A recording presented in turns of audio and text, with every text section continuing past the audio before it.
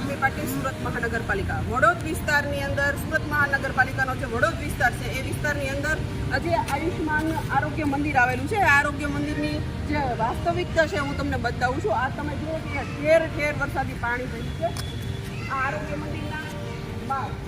અને આગળ જઈએ અને જોઈએ તો હમણાં જ આપણે સોલિડ વેસ્ટમાં ભારતમાં પહેલો નંબર સુરત લઈએ એવું છે. તો સોલિડ વેસ્ટના નામે તમે જુઓ કે આરોગ્ય મંદિરની પાછળ ઠેર ઠેર જે આ કોર્પોરેશનની જગ્યા છે એ જગ્યામાં તમે જુઓ કચરો.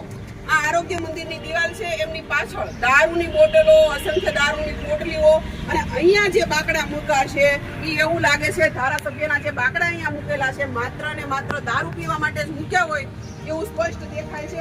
આ તમે જુઓ કોર્પોરેશન એવોર્ડ બી આવે છે, સુરત એવોર્ડ બી આવે છે. સત્તામાં બેઠેલા બહુ વાહવાહી બધા લૂંટે છે. આ તમે જુઓ અહીંયા આરોગ્ય સેન્ટર છે, આરોગ્ય મંદિર છે તો બાજુમાં, અને અહીંયા કચરો તમે જુઓ કેટલો દારૂ પીવાય છે. એનો મતલબ એવો કે અહીંયા દારૂ પીને બીમાર પડે એમને આરોગ્ય મંદિરમાં સારવાર લેવા માટે જવાનું. આ એવી જગ્યાએ બનાવેલું છે કે કોઈ સારો માણસ અહીંયા કોઈ સારવાર લેવા ન આવી શકે. નેટ અહીંયા દારૂના આડાઓ ચાલે છે. અને આ ગંદકી તમે જુઓ આરોગ્ય મંદિરની બાજુમાં.